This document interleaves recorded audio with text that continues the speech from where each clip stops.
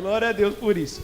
Então, irmãos, hoje nós vamos falar sobre a ceia do Senhor e sobre a comunhão do Senhor Jesus. Irmãos, nós sabemos que o Senhor Jesus, ele deixou duas ordenanças para nós, né? Depois que ele veio até a terra, ele pregou, ele ensinou, ele evangelizou, ele curou. Quais foram as duas ordenanças que o Senhor Jesus deixou para nós aqui? O batismo e a ceia. São as duas ordenanças que o Senhor Jesus deixou para nós. Ele ordenou que a gente batizasse e que a gente tomasse a ceia. Então, referência bíblica para isso. Mateus 28, 19 ao 20 diz assim, ó: portanto, ide, fazei discípulos a todas as nações, batizando-os em nome do Pai, do Filho e do Espírito Santo, ensinando a guardar todas as coisas que eu vos tenho mandado. E eis que eu estou convosco todos os dias, até a consumação dos séculos. Amém. Batismo. E o Senhor também ordenou para nós a ceia do Senhor. Lucas 22, do 19 ao 20 diz assim: e tomando o pão, e havendo dado graças, partiu e deu, dizendo: isso é o meu corpo, que por vós é dado, fazei isto em memória de mim. Semelhantemente tomou o cálice depois de ceiar, dizendo: este cálice é o novo testamento do meu sangue, que é derramado por vós. Fazei isso em memória de mim. Então, todas as vezes que nós estamos aqui, irmãos, ceando e participando da ceia do Senhor, nós estamos aqui num ato de memória, é um memorial. Nós estamos lembrando daquilo que Cristo Jesus fez na cruz por nós. Todas as vezes que nós vamos participar da ceia, nós temos que usar 3 tempos para que a gente possa entender algumas coisas. Nós vamos usar o passado, o presente e o futuro. No passado, quando eu venho tomar a ceia, a primeira coisa que eu tenho que lembrar é do sacrifício de Cristo Jesus na cruz do Calvário há 2022 anos atrás. Então, na ceia do Senhor, eu relembro o sacrifício de Cristo Jesus na cruz do Calvário, que foi por mim. A segunda coisa, ainda falando de passado, eu tenho que relembrar como que era a minha vida antes de Cristo Jesus. Você lembra de como que era a sua vida antes de Cristo Jesus? Meu Deus do céu. Meu Deus do céu. Tem hora que eu fico lembrando e eu falo: Senhor, obrigado, Senhor. Obrigado. Hoje mesmo eu fui levar a Roberta bem cedo para o trabalho, né? Deixei ela ali. E no retorno, né? Noite de sábado para domingo, né? Nós estamos falando de domingo, 5 horas da manhã. Se você andar pelas ruas, você vai ver o rescaldo de toda a balada, de todo o baile funk, de todas as festas. E aí eu vinha voltando e eu fui lembrando das coisas que eu fazia nas madrugadas e nas noites. E eu falei: Senhor Jesus, muito obrigado. Obrigado por o Senhor ter me tirado daquele lugar. Obrigado por o Senhor hoje ter me colocado no seu reino, no reino da sua maravilhosa luz. Porque se não fosse o Senhor, poderia estar aqui mais uma vez, e não sei nem se estaria vivo. Eu não sei nem se estaria vivo, Senhor. Então, muito obrigado, Senhor Jesus. Então nós temos que lembrar do sacrifício de Cristo e de como nós levávamos a nossa vida antes de Cristo Jesus. A segunda coisa, se falando do tempo, nós temos que analisar no presente qual que é a nossa condição, qual que é a nossa prerrogativa, qual que é o nosso caminhar com o Senhor Jesus. Ele morreu na cruz do Calvário por mim. Eu estava desgarrado de Deus, eu estava desgarrado de todo o pasto. O Senhor me trouxe, me guardou, me protegeu, me salvou. Agora, como é que eu faço no presente? Eu ando de acordo com a sua palavra. Eu ando de acordo com a sua palavra, obedecendo, buscando, vivendo em comunhão, clamando, orando e jejuando. Então, no passado, o sacrifício de Cristo Jesus, de onde o Senhor Jesus me tirou. No presente, eu relembro que Ele está comigo em todo o tempo, e eu tenho que andar conforme esse sacrifício e conforme esse ato milagroso que Ele fez na minha vida. E para o futuro? O que eu olho para o futuro? O futuro para a vinda dEle. Porque Cristo Jesus morreu, ressuscitou, foi assunto ao céu, e Ele disse: eu voltarei para buscar a minha igreja. Então nós olhamos para o futuro, aguardando essa esperança, essa certeza de que Cristo Jesus um dia voltará para me buscar. Ele voltará para que eu possa estar diante dele. Lá em Apocalipse vai falar que Jesus vai voltar como rei para as nações, como um juiz para o ímpio e como um noivo para a sua noiva. Vou repetir de novo. Jesus Cristo vai voltar como rei para as nações, como um juiz para o ímpio e como um noivo para a sua noiva. E nós estamos na condição de noiva de Cristo Jesus. Nós estamos aguardando o retorno desse noivo, para que haja um casamento. Amém? Então isso é ceia, irmãos. Agora, a ceia também, na verdade, ela é uma aliança. É uma aliança de Deus para com o seu povo. Se a gente fosse, outro dia, faz muito tempo eu estava falando com um rapaz no meu trabalho, né? E ele falando sobre a questão de caminhar com Cristo, de servir ao Senhor, de ter entendimento da palavra, do reino de Deus. E eu falava para ele assim, puxa, se Deus fosse pedir alguma coisa para você, se Deus fosse pedir alguma coisa para vocês, se Deus fosse pedir alguma coisa para mim, o que o Senhor ia pedir, né? Aí ele falou assim, Davi, eu acho que ele ia pedir a minha vida. Eu falei, a vida já é dele. Minha família também é dele. O dinheiro também é dele, é o dono do ouro e da prata. Eu falei, Davi, então eu não sei o que ele queria de mim. O Senhor Jesus, Ele quer de você, retirar de você o pecado. É isso que o Senhor Jesus quer retirar de nós, é isso que Ele quer de nós, tirar o pecado. Então naquela noite de ceia com os seus discípulos, Jesus Cristo fez uma troca com eles. Uma troca absurda, irmãos. Uma troca absurda. Eu conheci um rapaz, ele morava lá na vila que eu morava, lá no Parque São Rafael. E aquele rapaz, ele era roleiro. Ele vivia de fazer rolo, de trocar as coisas, sabe? Trocava tudo, irmãos. Ele só não trocava a esposa, porque não chegou uma oferta boa. Tô brincando. Ele trocava tudo, irmão. Tudo. Aí tinha hora que você olhava assim, cara. Ele fazia umas trocas. Você falava, nossa, mas ele levou prejuízo, né? Um negócio meio estranho. Tipo assim, vamos supor, você pega uma bicicleta bacana, boa, e troca por uma gaiola. Aí você fala, deu certo, né? Acho que levou prejuízo, né? Aí Jesus faz essa troca conosco. Ele diz assim, me dá a vida de vocês pecaminosa, me dá todo o pecado de vocês, e eu vou dar a minha vida, a Zoe de Deus, para que vocês tenham vida e vida eterna. No momento da ceia, há essa troca.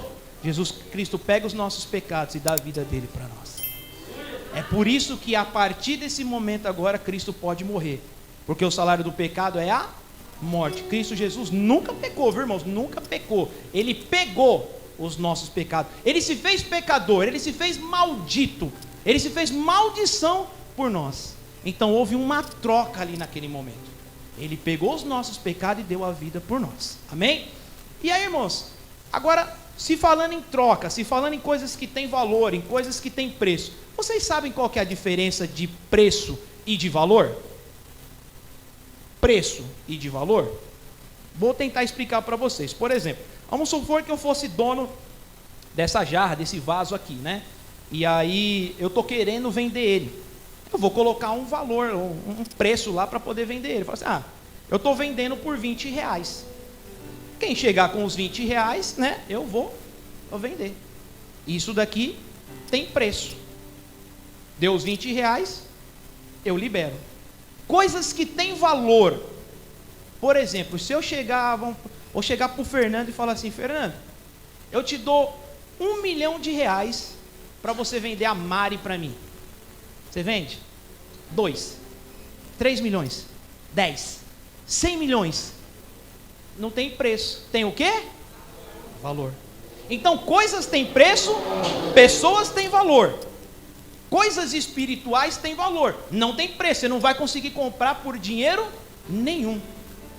Dinheiro nenhum. Você não vai conseguir comprar de maneira nenhuma. E aí, irmãos, quem acompanha futebol, às vezes fica ouvindo algumas notícias e aí você acha até meio absurdo, né? Por exemplo, quanto ganha os jogadores de futebol, né? Você pega, por exemplo, o time do Palmeiras, que é um time que está um pouco mais de evidência, a maioria dos jogadores lá, eles ganham tudo em torno de R$1 milhão. Aí você fala, R$1 milhão, cara? Para um jogador correr atrás da bola? Aí você pega, por exemplo, um professor que está ensinando teu filho, que está formando cidadão, que está formando profissional. Quanto que ele ganha? R$2.000? 2,5? É um absurdo ou não é um absurdo? É um absurdo, cara. Você vai no posto de saúde,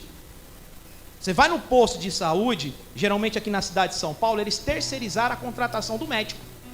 Então a prefeitura não contrata o médico direto, ela contrata uma terceirizada e a terceirizada contrata o médico. O salário do médico cai. Aí o médico que cuida da nossa saúde, que está ali se esforçando, que está trabalhando muito, você vai ver o cara ganha 10 ou 15 mil reais, e o jogador de futebol ganha 1 milhão, no Brasil, tá? Aí eu fui fazer uma pesquisa, eu já sabia disso, mas fui fazer uma pesquisa. Qual foi a contratação mais cara que teve no mundo? Não sei se mudou, fiz essa pesquisa ontem, fiquei até em dúvida, mas eu vou falar. A contratação mais cara foi a do Neymar, do Barcelona para o PSG. Cerca de 222 milhões de euros. Real é ruim, dólar é mais ou menos, e euro, ó, é bom. 222 milhões de euros. Multiplicado por 5, 1 bilhão de reais. 1 bilhão de reais. Agora, o Mbappé foi renovar o contrato dele com o PSG, estava naquela, né, aquela novela de sai, não sai, sai, não sai, acertou com o PSG. 775 milhões de reais. 122 milhões de euros. É muita grana. Aí, na semana passada, vinculou uma notícia na internet que o PSG, o clube do Neymar, dispensou o Neymar. Disseram, o Neymar não faz mais parte dos planos do clube. Anos atrás contrataram por 1 bilhão de reais e agora eles estão dizendo que o Neymar não faz mais parte dos planos do clube. Davi, o que você quer dizer com isso? Um jogador de futebol com transações milionárias? Eu quero dizer assim, irmãos, ó, por mais que as coisas tenham preço, chega uma hora que você é dispensado. Chega uma hora que você é descartado. Chega uma hora que você fica de lado. E isso, irmão, sabe por quê? Porque você não é mais conveniente. Porque você não está produzindo mais à altura. Porque tem um lance político. Porque não gostam de você. Por conta da cultura, por conta da cor da pele, por conta sei lá, de um monte de coisa. Você é tirado de lado. E foi o que aconteceu com o Neymar. E eu que hoje estou trabalhando nas ruas, eu tenho visto o que as coisas têm acontecido no dia a dia e nas famílias. Irmãos, o que o inimigo está fazendo, o que o mundo está fazendo com as pessoas, é triste demais. É muito triste. É muito triste. Outro dia, chegando perto da minha casa, tem uma casa de repouso. Descendo assim a rua da minha casa no Farol, tem uma casa de repouso. Sempre que eu passo ali por volta de 10 ou 11 horas, tem uma senhora tomando sol e uma cuidadora do lado dela. Ela fica ali 1 hora, 2 horas. Provavelmente a família colocou ela ali. Não sabemos, não sei se vai visitar, se acompanha ou se não vai. Ela está ali.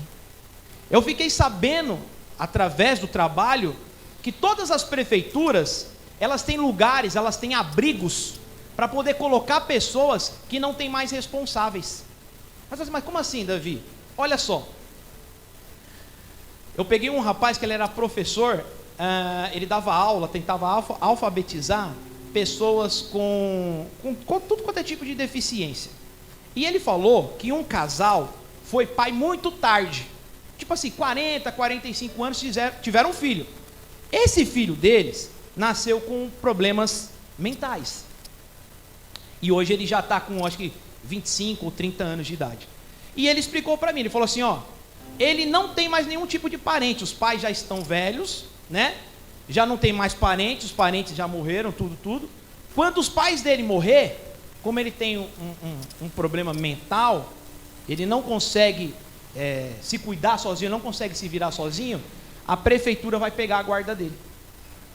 A prefeitura vai pegar a guarda dele. Sabe o que vai fazer? Vai colocar nesses abrigos. Então, todas as prefeituras tem abrigos, assim, eles disponibilizam ali médicos, psicólogos, cuidadores, enfermeiros estão ali.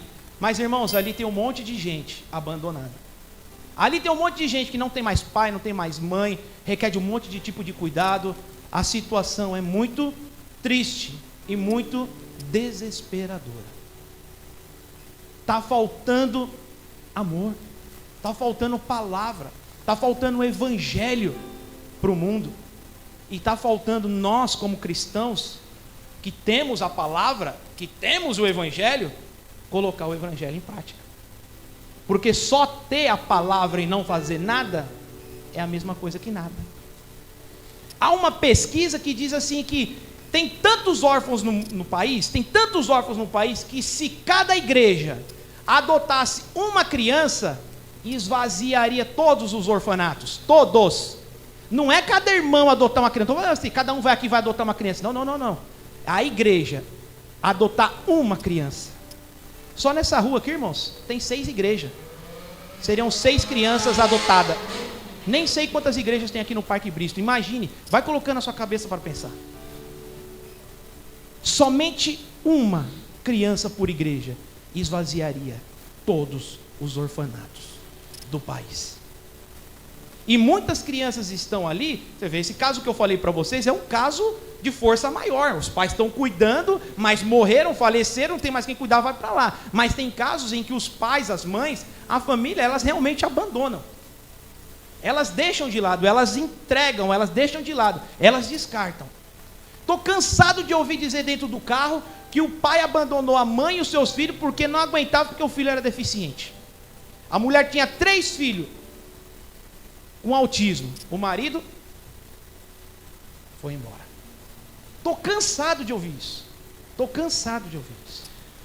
Isso é o que o pecado, isso é que o mundo está fazendo com as pessoas. Está maltratando a vida das pessoas.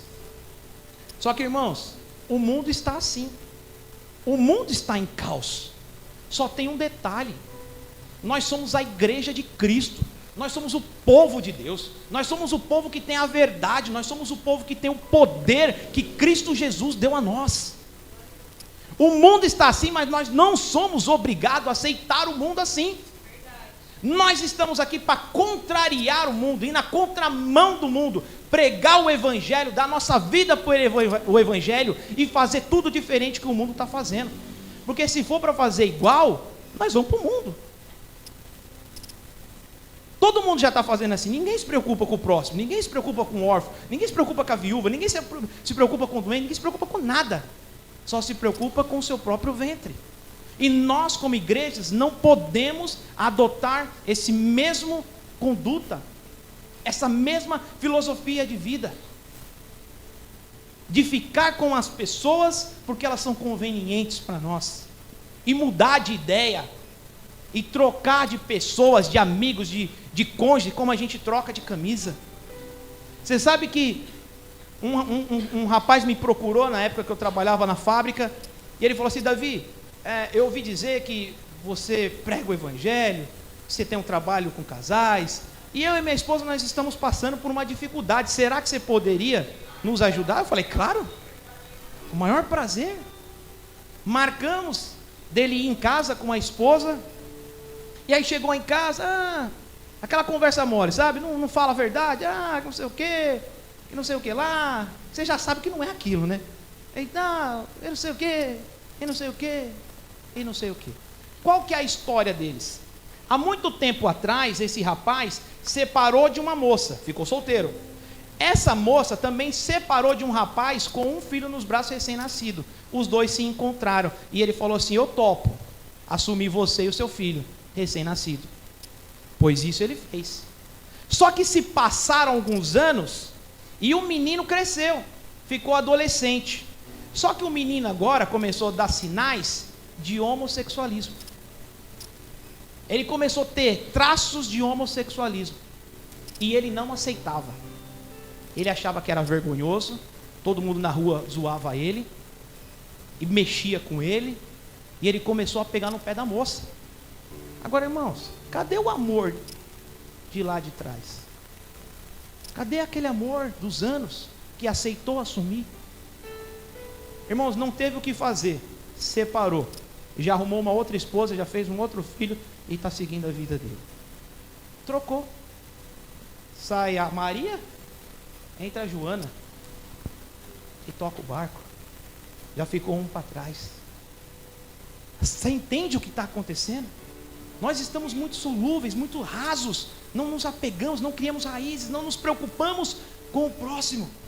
Fazemos isso a todo tempo. E as coisas vão acontecendo, principalmente quando nós ficamos mais velhos. Olha a dificuldade que uma pessoa tem de cuidar de uma mãe ou de um pai que está mais velho. O ditado diz, né? Uma mãe cuida de 100 filhos, mas 100 filhos não cuida de uma mãe. Ficam batendo a cabeça. Quem pega, quem leva, quem paga, quem busca, quem vai cuidar, quem vai... Não vai. Chegou numa certa idade, você já é separado, não consegue mais produzir, não consegue mais ajudar, não consegue mais fazer absolutamente nada. O inimigo, o mundo, está fazendo isso com as pessoas. E nós que somos a igreja, o povo de Cristo Jesus, temos que dar uma resposta para essas coisas. Nós temos que dar uma resposta por essas coisas. Romanos 8,19 diz assim: porque a ardente expectação da criatura ou da natureza espera a manifestação dos filhos de Deus. Porque a natureza geme com dores de parto, esperando a manifestação dos filhos de Deus. O mundo está sedento, o mundo está gemendo, as pessoas estão em desespero, esperando uma palavra, esperando um socorro, esperando um alívio. Irmãos, Cristo Jesus não vai descer mais na terra para fazer isso. Ele já fez, ele já ensinou e já deu autoridade. E hoje quem vai fazer isso é a igreja. Mas muitas vezes nós caímos no comodismo. Na sexta-feira, eu fui até uma igreja que eu fui conversar com um amigo meu. E na volta eu peguei um casal de bolivianos. Eles estavam com uma menininha de 5 anos. E aí entrou para dentro do carro, a gente começou a conversar e até foi engraçado, porque o meu nome é Davi, né? O nome do rapaz é Dabi. É quase Davi, né? Parecido. E aí começou a conversar e ele falou para mim assim: sabe o que acontece? A minha filha não fala. Ela tem 5 anos, irmãos. 5 anos. E ela ainda não fala. Eu falei: como ela não fala? Ele falou: não fala.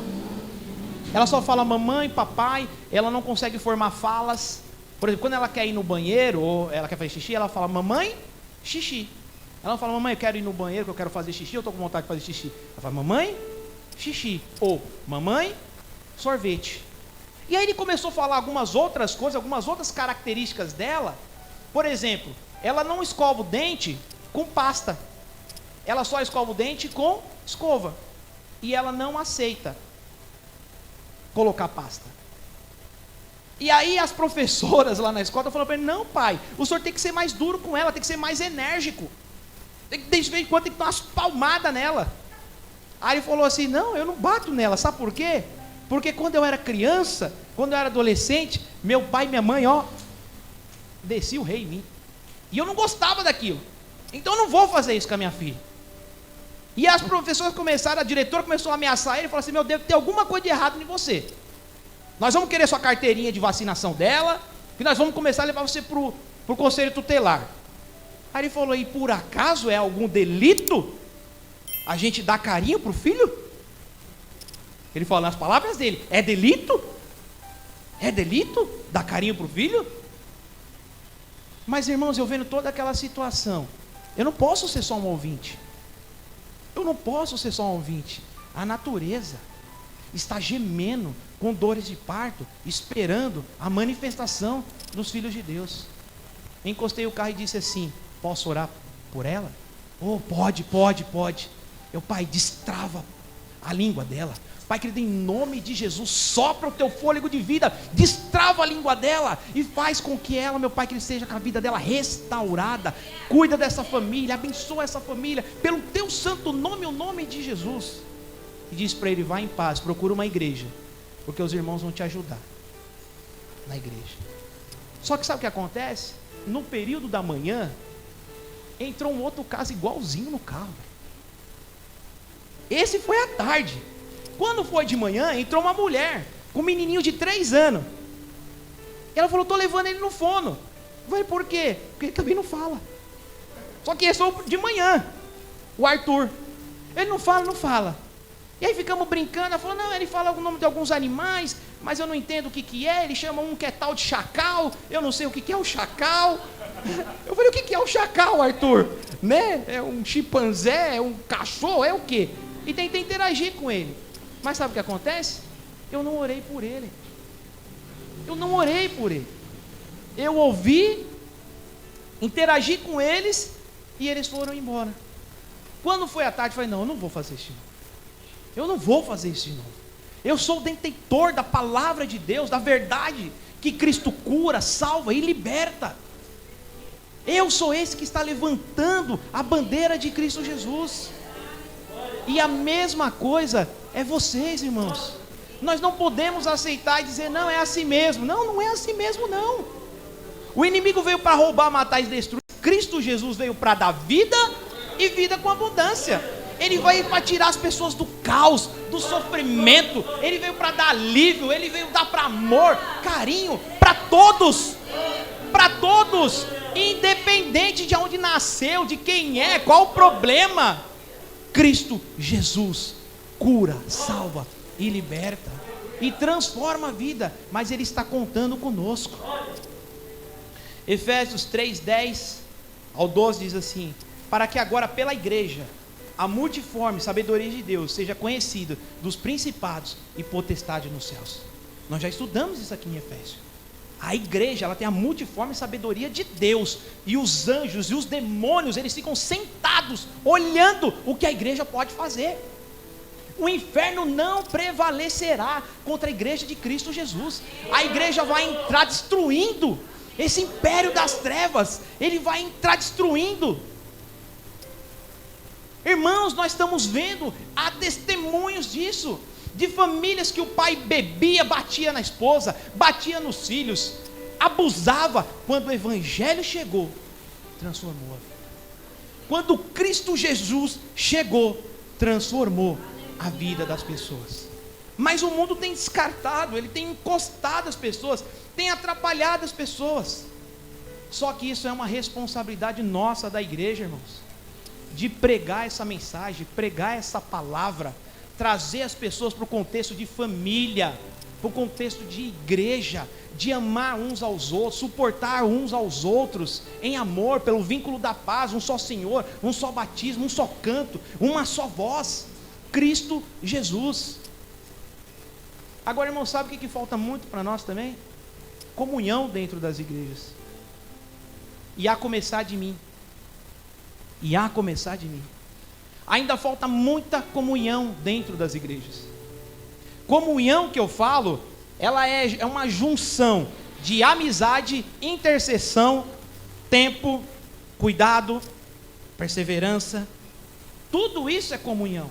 Então, quando eu tenho comunhão com as pessoas, eu amo, eu dedico o meu tempo, se preciso for, eu coloco o meu dinheiro. Isso é comunhão. Mas nós temos visto dentro das igrejas mais amizades fechadas. Costumo dizer isso para você. Se em adentrar a nossa igreja, se vier à nossa igreja uma pessoa com uma dificuldade muito grande na sua vida, como é que nós vamos receber? Vamos dizer para ela, seja muito bem-vinda, vem no próximo domingo. E durante a semana, quem vai acompanhar, quem vai assistir, quem vai sentar na mesa, quem vai se preocupar? Isso é tarefa somente do pastor?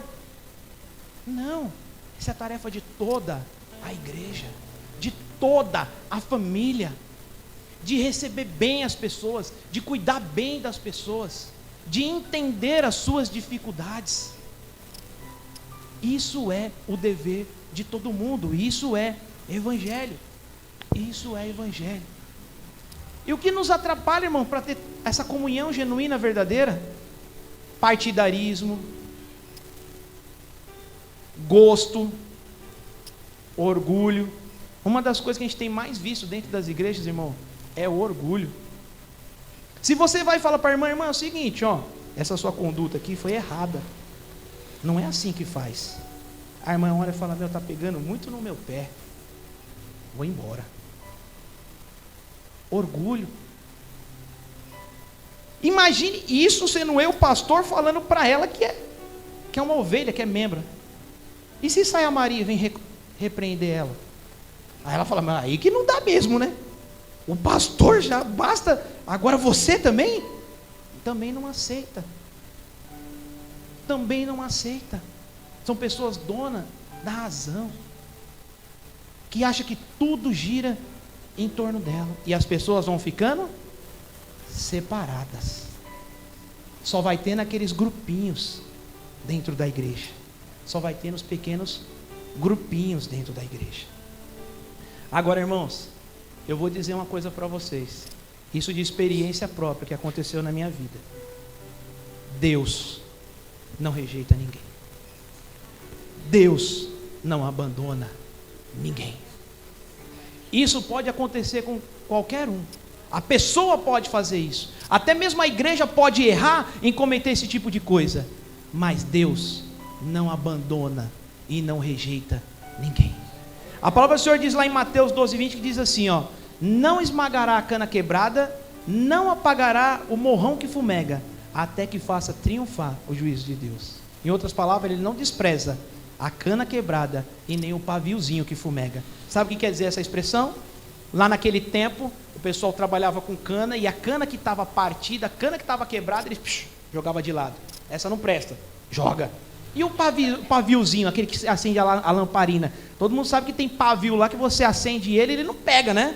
Ele fica só fumegando. Fala: não, isso aqui também não presta, joga de lado. O Senhor Jesus está dizendo que Ele não despreza a cana quebrada e nem o paviozinho que fumega. Se tem ainda alguma coisinha pegando fogo, Ele diz: sim, eu quero para mim. Aí tem uma parábola, irmãos, que é muito interessante. Ela está lá em Mateus 22, do 1 ao 10, diz assim: então Jesus, tomando a palavra, tornou a falar-lhes em parábola, dizendo: o reino dos céus é semelhante a um certo rei, que celebrou a bodas do seu filho. Ele fez uma festa, fez uma festança, e enviou os seus servos a chamar os convidados para a festa. E esses não quiseram vir. Foi chamar um monte de gente e o povo não quis vir. Depois enviou outros servos dizendo: diz aos convidados: eis que tenho tudo preparado, o jantar está preparado, os meus bois, os cevados já estão mortos, e tudo pronto, vide as bodas. Eles, porém, não fazendo caso, foram um para o seu campo e outro para o seu negócio. E os outros, apoderando-se dos servos, os ultrajaram e mataram. E o rei, o dono da festa, tendo notícia disso, encolorizou-se e, enviando o seu exército, destruiu todos aqueles homicidas e incendiou a cidade. Agora vem nós. Então diz aos servos: as bodas, na verdade, estão preparadas, mas os convidados não eram dignos. E depois a saída dos caminhos e convidais para as bodas todos os que encontrares.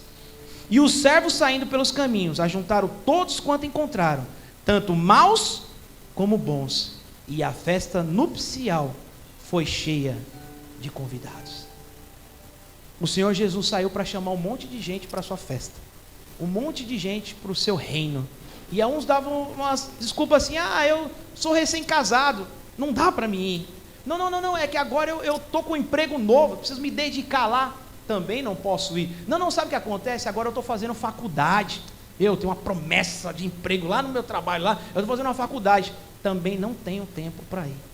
Aí o Senhor Jesus falou: então tá bom, vai lá e chame os outros, chame aqueles que estão disponíveis, aqueles que querem estar no reino de Deus.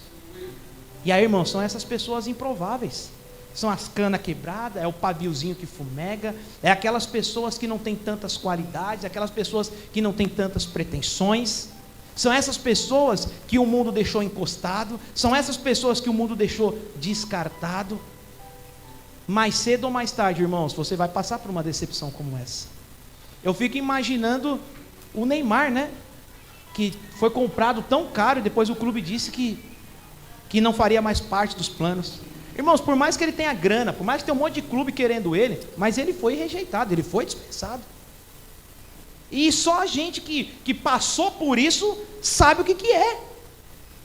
Uma pessoa que sofreu uma rejeição do seu pai, da sua mãe, Ela sabe o que ela está sentindo, mesmo que tenha outras oportunidades. Uma pessoa que foi dispensada do trabalho, mesmo que tenha outros trabalhos, ela sabe daquilo que está passando por. É algo triste, é algo difícil de você assimilar e de você colocar em dia ali os seus sentimentos. Mas graças a Deus, por Cristo Jesus, que não desistiu de nenhum de nós. Graças a Deus por Cristo Jesus, que não desistiu de nenhum de nós. Aqueles que aceitam o sacrifício de Jesus na cruz são chamados de filhos de Deus. Quem é filho faz parte de uma família, e na família a comunhão é essencial. Na família de Deus é igual. Os irmãos devem demonstrar amor uns pelos outros. Não devem aprender a cuidar do interesse do outro e não olhar só para a sua própria vida.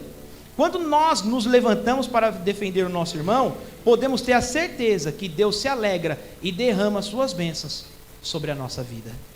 Devemos ter saudável hábito de partilhar a nossa vida com os nossos irmãos na fé e nos ajudar mutuamente na caminhada cristã. Sempre temos algo importante para aprender com os nossos irmãos. Irmãos, e quando a gente fala em comunhão, a gente fala de amizade, intercessão, tempo, colocar valor, todas essas coisas. Mas eu ouvi um testemunho certa vez, e esse testemunho para mim, ele é algo assim, cara, absurdo que Jesus Cristo fez ali, naquele lugar. Essa moça conta a história de que ela morava com o papai dela e com a mamãe dela. E o papai e a mamãe dela veio a falecer. E ela foi ser criada pela tia dela. A tia dela adotou ela quando ela era criancinha. Ela ficou com a guarda da criancinha, dessa menina, e passou a criar ela. Só que ao longo dos anos que ela foi crescendo, o tio dela começou a abusar sexualmente dela. O tio dela abusou sexualmente dela durante muitos anos. Na infância, na adolescência e na juventude. E aí ela estava assim numa situação terrível. Ela já não conseguia ter amizade com as pessoas. Ela tinha síndrome de pânico. Ela desenvolveu muitas coisas ruins na vida dela. Até que, graças a Deus, uma pessoa chegou e pregou o evangelho para ela. Uma pessoa chegou e pregou a Cristo Jesus na vida dela. Ela ouve a palavra, começa a caminhar com Cristo Jesus, e aquilo aos poucos foi diminuindo na vida dela, mas ainda assim ela não tinha sido liberta totalmente. Ela ainda tinha angústia, ela ainda tinha raiva, ela ainda não liberava perdão para aquele cara. E ela falou que um dia, ela tomando banho, ela começou a clamar por Jesus Cristo. Ela falou: Senhor, eu não aceito mais isso para a minha vida. O Senhor veio para dar vida e vida com abundância. Me cura e me liberta de tudo isso. E ela falou que naquele dia, quando ela estava tomando banho, ela sentia que o Espírito Santo lavava a vida dela todinha. E ela sai renovada daquilo. E ela continua a vida dela, congregando na igreja, trabalhando e fazendo a sua faculdade. Certo dia, adivinha quem que entrou para congregar na igreja? O tio dela, o abusador. Se nós estamos falando em comunhão, talvez esse seja o caso mais extremo da comunhão. E ela falou: cara, eu não acredito que ele está aqui. Mas ele também, irmãos, precisa do evangelho. Ele também precisa ser restaurado para parar de fazer isso. Ele também precisa ser perdoado por esse ato pecaminoso. Ele também precisa. Estão os dois congregando no mesmo lugar. E ela conta que no dia de ceia, a palavra sendo pregada e anunciada, aquele cara sai do lugar dele e vai até ela, olha nos olhos dela e diz: você me perdoa? Você me perdoa pelo que eu fiz? Você seria capaz de me perdoar? Eu sei o que eu fiz foi terrível. Você poderia me perdoar? E ela falou que só passou na cabeça dela o sim. Sim, eu te perdoo em Cristo Jesus. Irmãos, Cristo Jesus faz isso nas nossas vidas. Ele quer mudar o nosso passado, Ele quer mudar a nossa história, Ele quer nos libertar para colocar a gente em algo novo, algo extraordinário em Cristo Jesus. E isso não depende do que fizeram para nós no passado, isso não depende do que falaram para nós no passado, isso depende unicamente, exclusivamente do sacrifício de Cristo na cruz. E Ele já fez o sacrifício, Ele não vai fazer, Ele já fez. Está consumado, está consumado.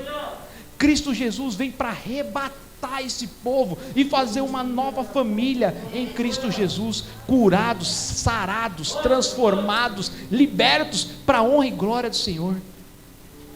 E para que agora nós possamos ir para o mundo pregar essa mesma mensagem para as pessoas que estão sofrendo por isso. Você vai topar na sua vida casos como esse, casos piores, casos mais difíceis. Você precisa estar aliançado com Cristo Jesus. Você precisa crer de todo o teu coração. Você precisa ter provado desse amor, dessa bondade de Cristo Jesus. Porque senão você vai falar o que para a pessoa? Ah, é assim mesmo? Não, irmãos. Ele é o pão da vida, Ele é a água da vida, Ele é a esperança, Ele é a esperança para nós. Cristo Jesus foi a melhor coisa que já nos aconteceu. Ele é bom, Ele é bom, sarou, curou, libertou, com o teu próprio sangue naquela cruz, com o teu próprio sangue lá na cruz. Nós precisamos ter mais comunhão, irmãos. A palavra do Senhor fala, o apóstolo Paulo sempre usa essa palavra, entranháveis afetos. Nós temos que ter tanto afeto um pelos outros, que é como se a gente misturasse as nossas entranhas, abrisse eu aqui, Maria, abrisse você ali, e misturasse as nossas entranhas, a ponto de eu sentir o que você sente, você sentir o que eu sinto. Isso é entranháveis afetos em Cristo Jesus. E Ele está dizendo, tenham isso entre vocês. Nós estamos todos indo para o mesmo caminho, irmãos. Ninguém pode ficar para trás. Nós temos que estar aliançados uns com os outros, de mãos dadas uns com os outros, e indo para Cristo Jesus. E se alguém ficou para trás, nós temos que pegar, nós temos que suportar, temos que ouvir. Eu costumo dizer que se você não tiver pelo menos um amigo na igreja, você não vem na igreja. Se você não tiver pelo menos um amigo, uma pessoa dentro da igreja, você sai da igreja e vai embora. Como é que você vai frequentar a igreja se você não tem ninguém? Irmãos, quantas... A gente sabe, hoje é domingo, hoje é dia de ceia. Cada um aqui entrou de uma maneira. Eu posso ter entrado feliz, você pode ter entrado triste, você pode ter entrado amargurada, você pode ter entrado angustiada, abatida, você com uma dor de uma perda. Tem de tudo. Tem de tudo. Só que quando você entra, que tem uma pessoa que te recebe e diz, irmão, que bom que você veio, glória a Deus pela tua vida, eu amo você, estou junto com você, na aliança de Cristo Jesus, e nós vamos juntos superar isso. Faz ou não faz a diferença? Faz ou não faz a diferença? Essa comunhão, irmãos, que eu estou falando, mas não é uma comunhão fingida, é uma comunhão verdadeira, é amor, amor incondicional, esse amor que Cristo Jesus nos ensinou. Ame uns aos outros, como se você estivesse amando a você mesmo.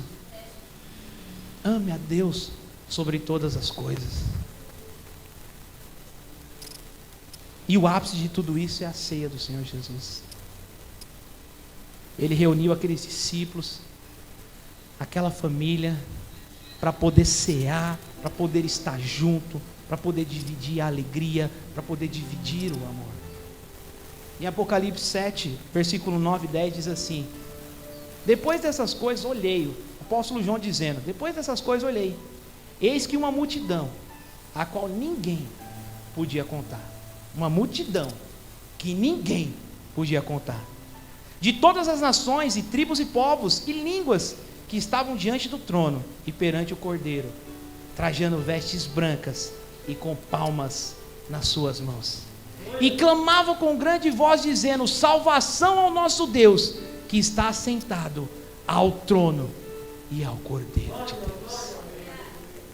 João já viu o desfecho de toda a história, irmãos. Não precisa você ficar com dúvida não, já está escrito, já foi revelado. Nós estaremos lá, uma grande multidão, incontável, inumerável, todas vestidas de branco, com suas vestes brancas, com palmas nas mãos, glorificando a Jesus Cristo, Rei dos Reis e Cordeiro dos Cordeiros. Irmãos, essa é a nossa esperança, essa é a nossa expectativa. Sabe por quê? O Senhor Jesus disse: nesse mundo tereis aflições, mas tem de bom ânimo, eu venci o mundo. Irmãos, nós vamos passar por muitas dificuldades aqui neste lugar. Você resolve um problema, vem 3. Você resolve 3, vem 6. Você resolve 6, vem 12. Parece que eles se multiplicam. Mas graças a Deus por Jesus Cristo, que nunca nos desamparou. Graças a Deus por Jesus Cristo, que nunca desprezou a cana quebrada e o pavizinho que fumega. Graças a Deus que hoje nós estamos em Cristo Jesus e podemos contar com Ele. Irmão, você pode contar com o Senhor Jesus em todo o tempo. Ele jamais vai te desamparar. Ele jamais vai te desapontar. Ele jamais vai te desiludir. Ele era, é e o que há de vir. Ele é a verdade, Ele é o amém, Ele é superior, Ele é sacerdote, Ele é Pai, Ele é vida e vida com abundância. Nessa noite, na noite de ceia, guarde essa palavra no seu coração, faça uma retrospectiva da sua vida, passe um raio-x em você, analise tudo que você tem falado, pensado, vivido, o seu comportamento diante de Deus e diante do próximo. Eu ouvi uma palavra essa semana de um pregador, eu achei aquilo ali muito forte. É algo muito forte e às vezes até soa incompreensível. Se falando de comunhão, uma pessoa perguntou para ele, falou: pastor, o senhor tem seguro de vida e convênio médico? Ele falou assim: sim, eu tenho sim, mas não é isso que você está pensando aí não. Eu não deixo a vida dos meus filhos aos cuidados do Banco Itaú, nem do Bradesco e nem da Porto Seguro. Tudo que eu tenho, o meu tempo, o meu dinheiro, eu tenho gastado na comunhão e fazendo discípulos. Porque eu sei que o dia que eu morrer, o meu irmão, que eu gastei a comunhão, ele não vai querer transar com a minha esposa. Ele não vai querer transar com as minhas filhas. O meu seguro está nele, porque quando eu morrer, ele vai cuidar da minha família. Irmãos, nós não estamos nem no pezinho desse patamar, cara. Nem no pezinho. Nós confiamos no Bradesco, na Porto, no Itaú, mas nós não confiamos no irmão, porque não temos comunhão, porque não temos tempo de mesa, porque não temos dedicação. Nós somos o povo de Deus, que deveria um cuidar do outro, como se estivesse cuidando da sua família. Eu deveria cuidar do Vitor do mesmo jeito que eu cuido do Mateus e do Tiago. Eu deveria cuidar da Isabela do mesmo jeito que eu cuido do Mateus e do Tiago. Porque afinal de contas agora, ela tem o mesmo pai que eu. E nós somos irmãos em Cristo Jesus. Eu deveria amar as crianças que estão lá no ministério infantil agora, como se fossem os meus filhos. Gastar tempo de oração, gastar tempo com eles, de dar sorriso, de dar abraço, porque a maioria deles não tem isso em casa. E se nós estamos dizendo que nós somos o povo do amor, é isso que nós temos que fazer. Agora a pergunta: você está fazendo isso? Não precisa responder não. Um dos dias que o Senhor já mais falou comigo foi naquele dia que o veio aqui. O que mais marcou, o Senhor falou muito com o meu coração no dia que o veio aqui. Cansado de sofrer em casa, sem expectativa em casa, sendo maltratado, sem esperança. Ele falou: naquela igreja ali eu acho que tem alguma coisa.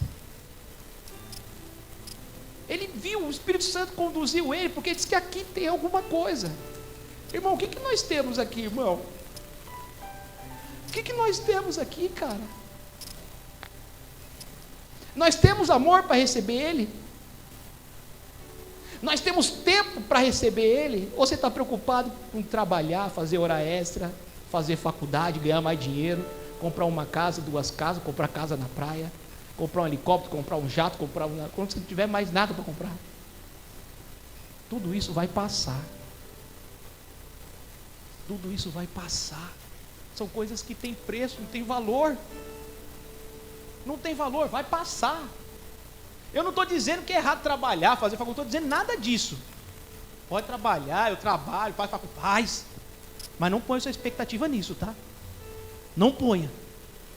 Não ponha. Ponha no reino de Deus. Ponha na palavra de Deus, que nunca vai te desapontar, nunca vai te desamparar, nunca vai deixar você. E é ela que está mudando a vida das pessoas. E eu creio que vai ter a vida dele mudada e transformada, como muitas pessoas tiveram nas suas vidas mudadas e transformadas aqui. Mas vai custar o trabalho nosso, vai custar a dedicação nossa. Vocês entenderam? Nós somos o povo da esperança, o povo do amor, o povo da verdade. Não se intimide não, irmãos. Não se intimide não. Vão para esse mundo, vão curando os enfermos, vão libertando os cativos, vão pregando a palavra, famílias vão sendo transformadas, libertas, o caos vai sair, o desemprego vai sair, a angústia vai sair, a depressão vai sair, e vai entrar vida e vida com abundância, através da sua vida, através da sua vida, em nome de Jesus. Fique de pé.